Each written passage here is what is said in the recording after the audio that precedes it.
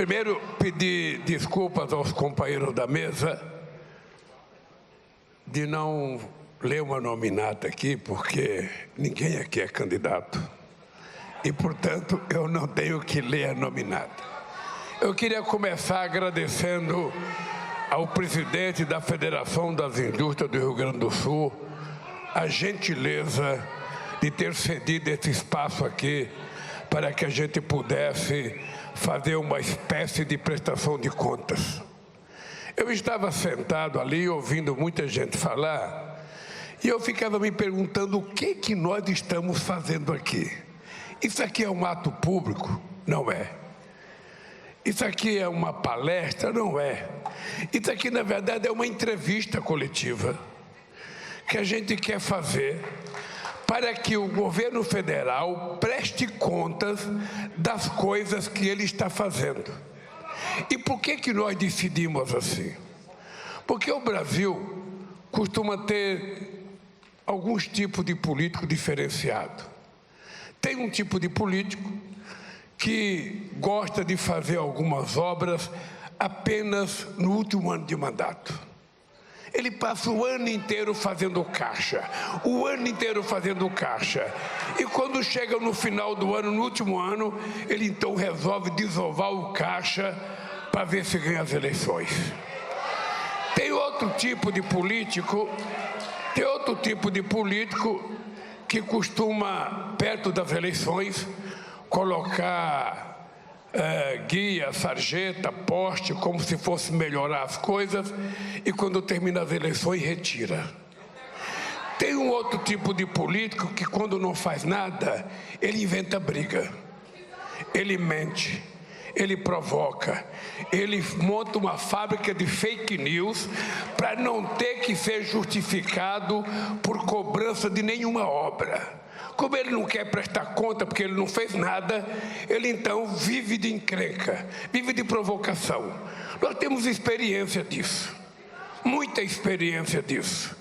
Quando você chega no estado, governador, e eu faço isso sempre, e eu pergunto assim, eu gostaria que quem estivesse no plenário mostrasse uma obra que foi feita no governo passado. Uma obra. Não precisa duas, uma só. Não tem, efetivamente, quase nada que foi feito. Quase nada. É impressionante a incapacidade de execução. É por isso que na área do transporte, nós, somente em 2023, fizemos só num ano mais do que foi feito em 4 anos do governo passado na área de transporte, na questão de rodovia e ferrovia. Isso não é demonstração de que você não tem o que mostrar, você não tem o que fazer, então você arruma briga. Todo dia você briga com alguém, todo dia você xinga alguém, todo dia você provoca a imprensa, todo dia você arruma uma briga com os governadores. Você viveu isso, governador, o Rui Costa viveu isso, o Camilo viveu isso, o Valdez viveu isso. Quem foi governador comeu o pão que o diabo amassou, porque para não passar recursos, ele arrumava briga. Bem, e tem um outro tipo de governo que gosta de mostrar o que faz. Eu esqueci que eu não queria fazer nominata, mas eu não posso de citar meus companheiros Tarso Genro e o Olívio Dutra, a quem eu agradeço a presença de vocês aqui. E dizer para vocês que quando eu terminei o governo em 2010, a Dilma era chefe da Casa Civil e a Miriam Belchior trabalhava com a Dilma, que hoje trabalha com o Rui Costa, e eu pedi para que a gente registrasse em cartório tudo que a gente tinha feito de 1º de janeiro de 2003 ao dia 31 de dezembro de 2010. Quem quiser saber o que foi feito nos meus governos, de 2003 a 2010, está registrado em cartório e foi pedido para distribuir pelo menos um volume para cada universidade brasileira saber cada coisa que tinha sido concluída. E nós prestávamos conta a cada 3 meses, numa entrevista coletiva, e muitas vezes a imprensa com muito pouco interesse, de tudo que estava feito, como é que está a obra, por que está paralisada, por que andou, por que não andou. Ou seja, porque normalmente, não é culpa de ninguém individualmente, mas é uma coisa do DNA, a imprensa ela tem um tesão maior pela coisa ruim do que pela coisa boa. Porque a coisa boa é obrigação fazer, a coisa ruim não é, então não dá destaque na coisa ruim. O governador falou que sempre termina pedindo alguma coisa, isso é bom, quando agradece e depois pede. Duro é quando nem agradece e já pede. Então, a ideia aqui, depois dessa exposição que foi feita, os ministros que falaram vão ficar aqui, a imprensa vai ter o direito de fazer as perguntas que quiserem fazer e os ministros vão responder as perguntas. Essa é a finalidade desse ato aqui. É uma prestação de conta para os estados. Por quê? Porque o Tarso Genro era a pessoa que mais falava em republicanidade. Tem que ser republicano, tem que ser republicano. E às vezes ser republicano tem um preço. Eu vou lhe dar 2 exemplos. O PAC Seleções, ele dá um preço para nós. Porque habitualmente o governo federal atende os seus amigos. Aos adversários e aos inimigos, nada. Sempre foi assim no Brasil. Sempre foi assim. E quando a gente resolve mudar, a gente tem um preço. Nós estamos anunciando 100 novos institutos federais. Nós temos que fazer uma seleção para saber aonde a gente vai aplicar esses institutos. Qual é o critério adotado?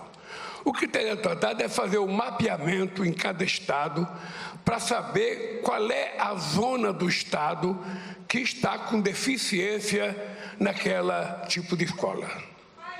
E por isso nós fizemos uma seleção em função da necessidade de preencher os vazios educacionais. Ora, quando você faz isso, você pode fazer com que uma escola caia numa cidade de um cara que é teu inimigo. Um cara que fala mal de você todo dia. E às vezes de um cara que fala bem de você, está um pouco ali a 50 quilômetros e ele fica puto da vida. Pô, como é que esse Lula vai fazer na cidade do cara que fala mal dele e eu que falo bem não vou ter? É um critério que a gente adota de republicanismo que às vezes nos causa prejuízo. Mas que nós temos que ter uma forma coerente de fazer um processo de seleção até para ver se a gente muda o comportamento político nesse país. Eu, governador, fui presidente 8 anos e às vezes tinha governador que as ambulâncias do SAMU, era do jeito que é hoje, mas tinha governador que pintava de verde, para não colocar nada do governo federal. Tinha governador que eu ia no estado, no trajeto do aeroporto até onde eu ia inaugurar a obra, tinha placa, governo federal, governo estadual, governo federal, governo estadual. Quando eu virava as costas, tirava tudo o governo federal, ficava só o governo estadual. Eu acho que essa não é uma forma honesta da gente, de forma civilizada, manter uma relação entre os entes federados. O correto é que a gente seja o mais verdadeiro possível. Então a gente quer construir parceria, a gente não tem interesse de fazer todas as obras sozinho. Muitas vezes a gente passa as obras para o governo do estado administra, a prefeitura. Essa é uma forma republicana da gente mudar e dar uma certa civilidade à administração pública brasileira, sobretudo no momento em que a política no mundo inteiro está tomada pelo ódio. A política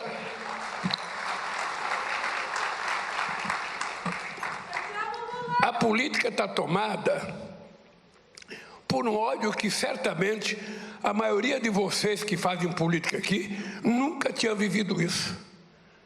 Olívio Dutra e eu talvez sejamos os mais idosos aqui, os mais experientes. Mas a gente não estava acostumado a fazer política assim. A gente tinha adversário, a gente brigava, eles falavam mal da gente, a gente falava mal deles. Mas depois que terminavam os atos, a gente até se encontrava e quem sabe se fosse aqui no Sul, tomava um chimarrão junto, colocando a boca na mesma cuia, sabe, sem nenhum problema.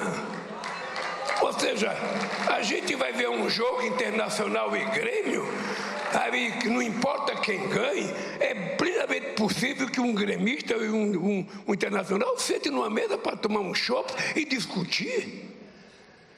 Isso acabou no Brasil, acabou nos Estados Unidos, está acabando em Portugal, acabou na Espanha, acabou em outros países. E está acabando em muitos outros países, Targão. A democracia está correndo risco. Possivelmente porque nós mudamos de comportamento. A esquerda e os setores progressistas antes criticavam o sistema. Na hora que ele ganha as eleições, eles passam a fazer parte do sistema.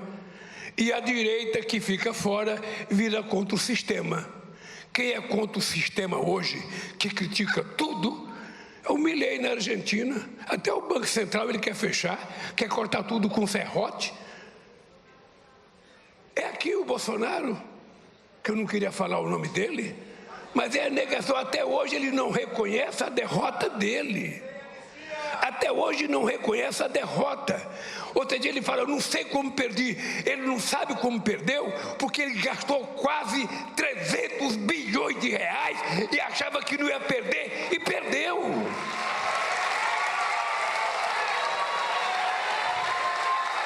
Então, quando eu, aos meus 78 anos de idade, jovem, bonito, olho para o mundo, eu vejo a democracia correndo risco.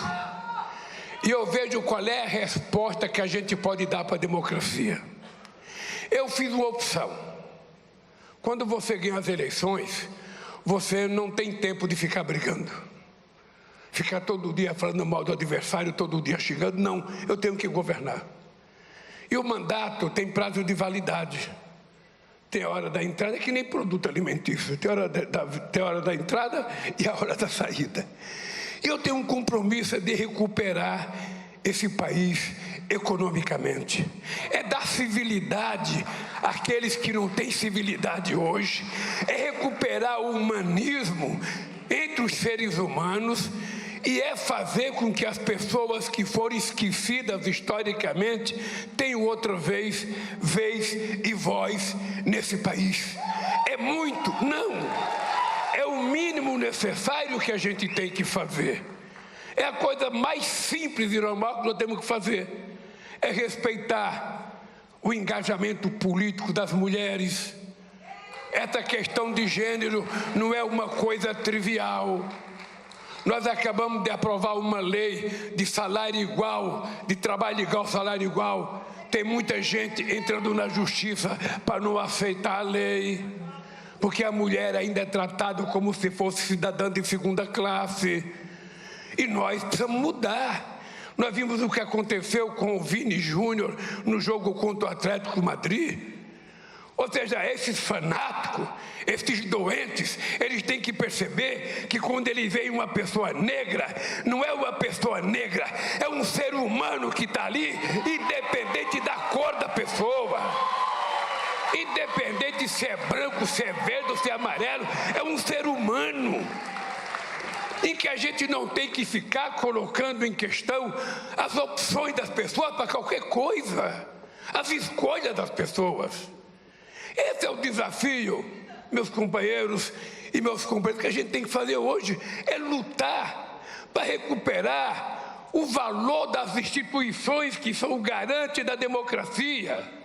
E eu só cheguei à presidência da República por conta de uma coisa chamada democracia, porque senão um metalúrgico jamais seria presidente da 8ª economia do mundo. Então, se a gente não valorizar isso, o que é que a gente vai valorizar? Então, eu tenho que cumprir uma tarefa. Eu fico muito feliz porque o Alckmin é uma espécie de alimento de expectativa positiva no meu lado. Por quê? Porque ele só me dá boa notícia.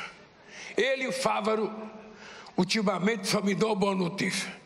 Eu não sei se você sabe, o Fávaro todo dia me liga: presidente, mais um mercado. Presidente, mais um mercado. Presidente, Olívio Dutra, nós, do dia 1º de janeiro até hoje, nós abrimos 98 novos mercados para os produtos brasileiros no exterior.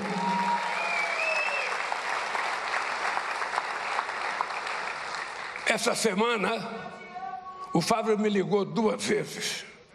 Primeiro, 10 horas da noite.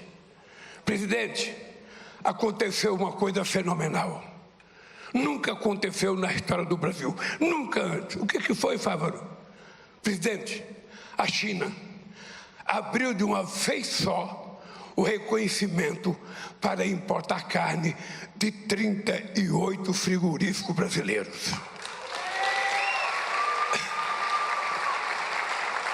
No dia seguinte ele me liga: presidente, outra boa notícia.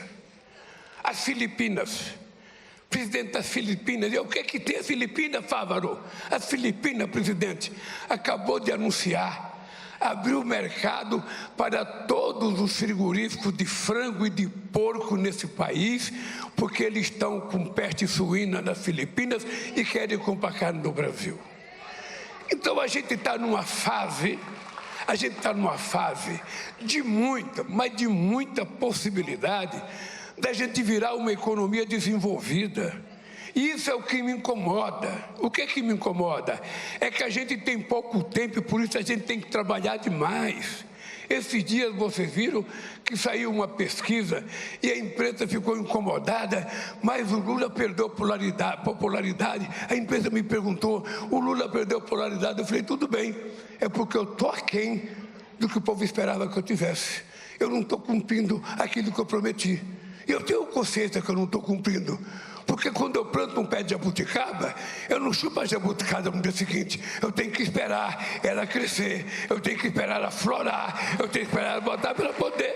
E é esse ano que a gente começa a colher o que a gente plantou o ano inteiro. É esse ano que a gente vai começar a colher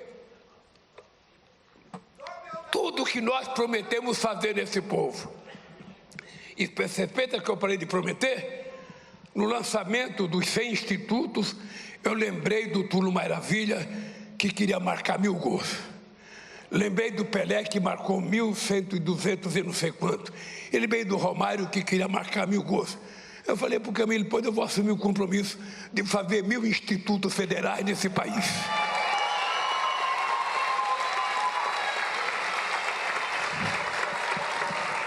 Quando eu cheguei na presidência, o Brasil tinha 140 institutos federais.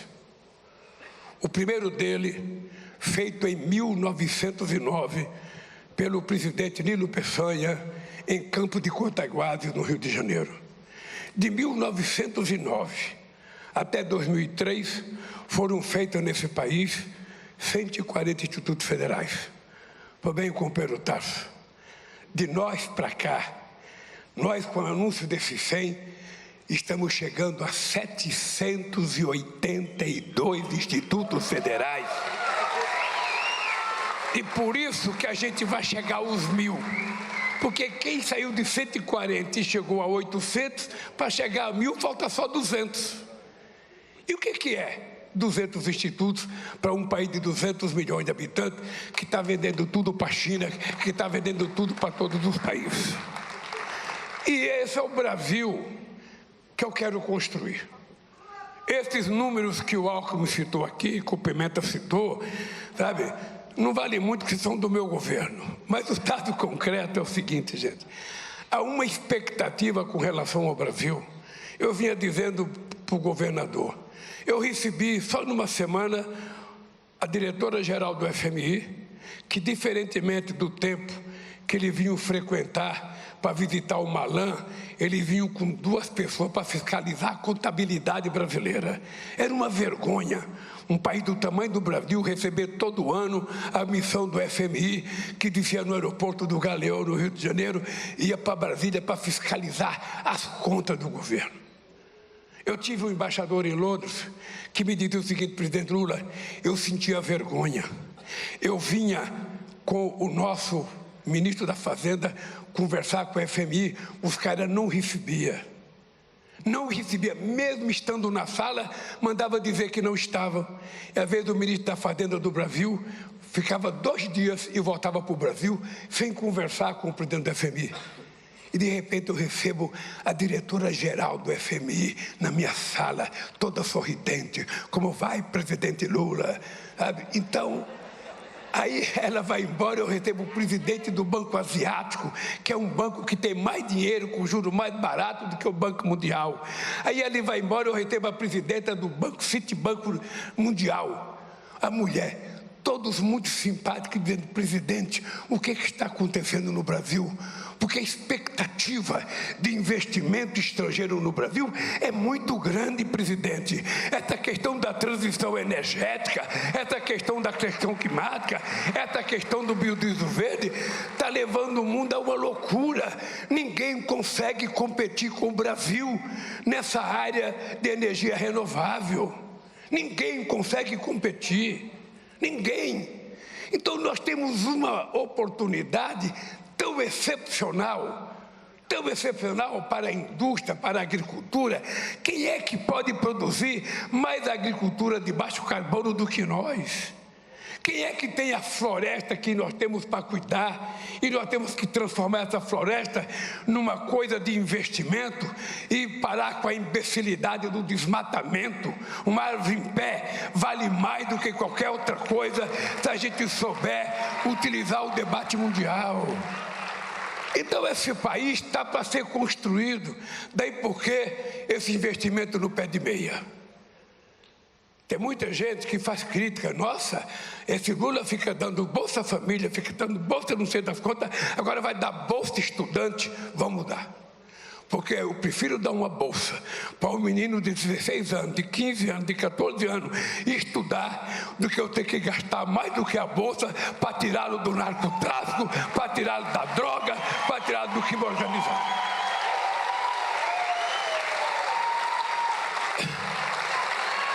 Então é por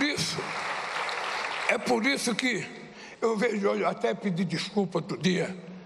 Queria que você soubesse que outro dia eu pedi desculpas ao Brizola. Queria dizer para vocês, porque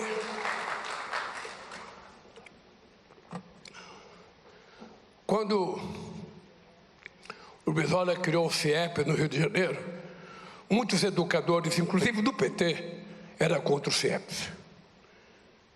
Muitos. E a gente nunca adotou o CIEP.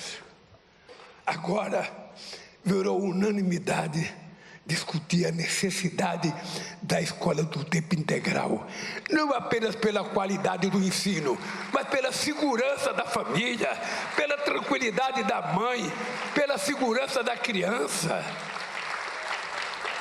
Então, se a gente tivesse começado a fazer lá para 1900 e pouco, quem sabe a gente já tivesse o Brasil inteiro com escola de tempo integral. Então, como pedir desculpas é uma coisa muito nobre, é uma coisa que só gente grande tem coragem de pedir desculpas, eu peço desculpa ao Brizola e ao Darcy Ribeiro para a gente não ter implantado a escola de tempo integral há 20 anos atrás, há 30 anos atrás. Tá? Vocês estavam certos e a gente estava equivocado. Então, eu quero que vocês saibam disso. Outro dia eu pedi desculpa ao Getúlio. Ô, gente, eu nasci no movimento sindical contra o Getúlio. Aqui o Tassi era advogado trabalhista, se lembra, porque eu sou contra a Carta de Lavoro de Mussolini, eu sou contra a estrutura sindical brasileira e Paulo Getúlio. Aí você vai crescendo, vai ficando com o cabelo grisalho, vai tendo acesso a novas literaturas, vai conhecendo mais as pessoas. E eu falo: puta merda. Quem é que teve a ousadia de 1939 criar o salário mínimo nesse país, quando a gente vivia num trabalho de regime escravo? Quem é que em 1943 teve a coragem de criar a consolidação da lei do trabalho, que até hoje em São Paulo não tem uma viela com o nome do Getúlio? Tal é o ódio que se ficou do Getúlio Vargas por conta da relação dele com os trabalhadores. E quem é que teve a coragem de criar a Petrobras, quando a elite brasileira dizia que a gente não deveria criar? Eu estou dizendo isso porque nós precisamos aprender de vez em quando, com muito pouca humildade, a reconhecer que teve muita gente antes de nós que fez coisas. Eu nasci na política brigando com meu amigo Brizola.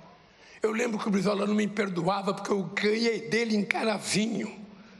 Ganhei a eleição, falei, Brizola, eu não tenho culpa, cara, eu nem conheço Carazinho, mas o povo votou em mim, sabe? Eu lembro da divergência, quando o Brizola me chamava de sapo barbudo, mas eu lembro que uma pessoa como o Brizola faz falta nos tempos de hoje para a política brasileira.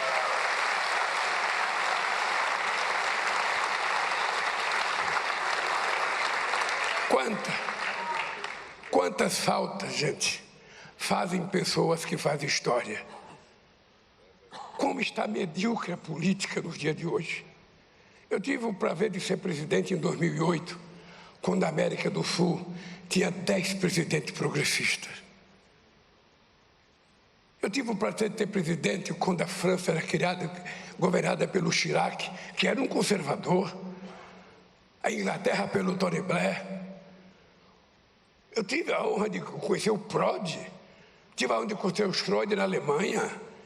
Ora, eram pessoas que tinham estatura política, que dava uma certa dimensão à arte chamada política. E não era tão medíocre como é hoje. O que está reduzido a América do Sul hoje? Se eu quisesse fazer uma reunião de um governo progressista, não tem, a não ser o Arce, da Bolívia, a não ser o companheiro da Colômbia e o Boric no Chile. Acabou o progressismo.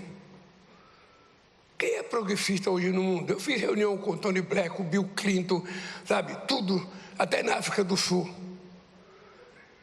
Então, companheiros, eu estou querendo chamar a atenção de vocês de que em todas as lutas que a gente tem que fazer daqui para frente, é importante a gente lembrar que o que corre risco no mundo é a democracia, e corre risco pelo fascismo, corre risco pelo nazismo, pela extrema-direita raivosa, ignorante, bruta, que ofende as pessoas, que não acredita nas pessoas. E nós temos obrigação de dizer isso para a nossa juventude, que muitas vezes é muito imediatista, muitas vezes é mais fácil a gente ser contra do que a gente pensar. Porque é uma bobagem, você não tem que pensar, você não tem que raciocinar, você fala. Agora, uma proposta política, você tem que pensar, elaborar, para convencer as pessoas de que a coisa é boa. É mais fácil negar. Num mundo que ainda tem 735 milhões de pessoas passando fome, e nesse mesmo mundo que tem 735 milhões de pessoas passando fome, o mundo rico gastou 2 trilhões e 220 bilhões de dólares em armas no ano passado. As pessoas têm o direito de negar as coisas. É mais fácil negar. É mais fácil dizer todos os políticos são ladrões, todo político não presta, as instituições não funcionam, a Suprema Corte atrapalha a democracia, a justiça não sei das coisas, os sindicatos não valem nada, nada vale nada. O que vale é o besterol que você fala. Então, vocês percebem que a nossa responsabilidade aumentou. A gente não tem apenas que brigar contra um governador, contra um presidente. A gente tem que brigar contra um pensamento perverso, malvado. Um pensamento que odeia. Eu estive recentemente, ainda nos últimos 4 meses, eu tive uma reunião com toda a União Europeia. Depois eu saí da União Europeia, tive uma reunião no G20, na Índia. Depois eu tive uma reunião com toda a União Africana, 54 países. Depois eu tive uma reunião com o CARICOM, 15 países, todos os países do Caribe. Depois eu fui em São Vicente e Granadina, ter uma reunião com todos os países da América Latina. O pensamento é um só. A democracia está correndo risco. Agora, para que a gente salve a democracia, nós temos que convencer o povo. E temos que convencer os democratas de que não é possível defender a democracia com fome, não é possível defender a democracia com racismo, não é difícil, não é fácil defender a democracia com a desigualdade estampada no mundo que tem hoje. É desigualdade na saúde, desigualdade na educação, desigualdade no transporte, desigualdade de gênero, desigualdade de raça, desigualdade de tudo. Nós precisamos voltar a ser humanista. Nós não queremos ser algoritmos, nós queremos pensar, nós queremos amar, nós queremos ter fraternidade e solidariedade com as pessoas. Eu não sou número, eu não sou objeto, eu tenho sentimento. É isso que nós precisamos passar para o nosso povo no dia de hoje. Nós nem chegamos a utilizar a nossa inteligência toda. A nossa inteligência já está sendo substituída por inteligência artificial. Puta merda! Eu nem consegui utilizar aquela inteligência que Deus me deu. Já inventaram uma coisa mais esperta que eu, que não precisa ser honesta, que não precisa, sabe, é só um malandro, sabe, fazer as coisas maldades. Fazer eu falar o que eu não estou falando, fazer eu pensar o que eu não estou pensando. É bem esse mundo que está em risco. E é por isso que eu quero dizer para vocês que nós temos a obrigação de fazer esse país dar certo. Nós temos a obrigação de terminar o mandato, a gente concluindo tudo que é nosso compromisso, a gente cuidando das nossas crianças. Não é possível uma criança no 4º ano escolar não ser alfabetizada ainda. Não é possível. Não é possível 500 mil alunos do ensino médio desistir da escola porque tem que trabalhar. O que é que nós estamos fazendo nesse país? Se a gente não cuida dos velhos, não cuida das crianças, não cuida das mulheres, não cuida dos negros, o que é que a gente está fazendo nesse país? Então, companheiros, isso aqui é um desabafo de alguém que já passou por todas as experiências que um político pode ter passado. E que nunca vi nada tão grotesco como o que a gente está vivendo nesse instante, onde a verdade não vale nada e a mentira vale tudo. Onde a ofensa vale mais do que o bom tratamento que a gente tem dos seres humanos. Então, nós precisamos ter consciência disso, companheiros.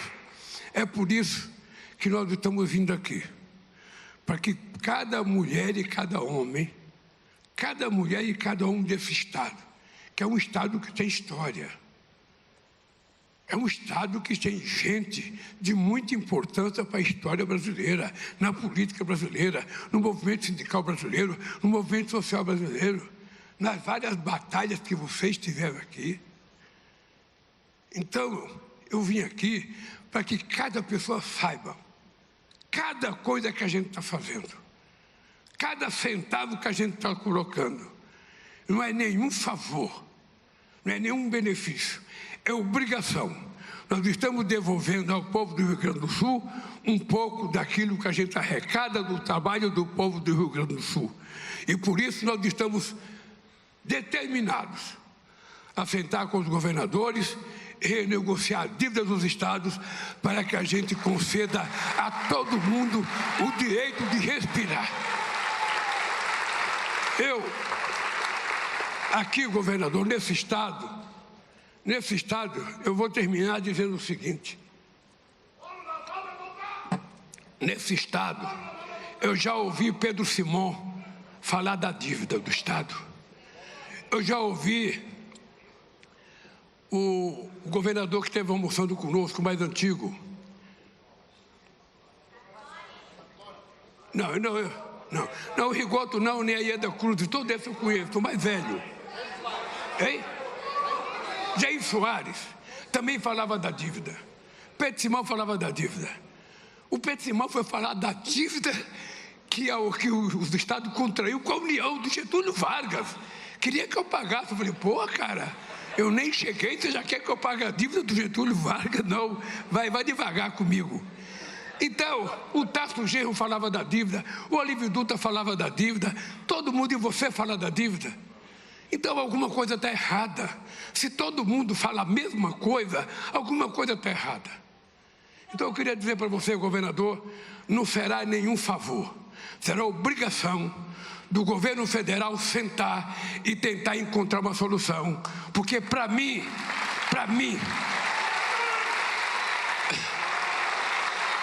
a boa governança passa pelos prefeitos ter um pouco de dinheiro para fazer as coisas na sua cidade, passa pelo governador ter um pouco de recurso para fazer as coisas e passa pela cumplicidade, a boa cumplicidade entre os entes federados para que esse país deixe de ser um país pobre e se transforme num país rico. Por isso, companheiros, muito obrigado pelo carinho e a imprensa se prepare para fazer as perguntas, porque os ministros ficarão sentados aqui para responder as perguntas de vocês. Um abraço e obrigado, companheiros. Poder Monitor. Acesse agora e ganhe 30 dias grátis.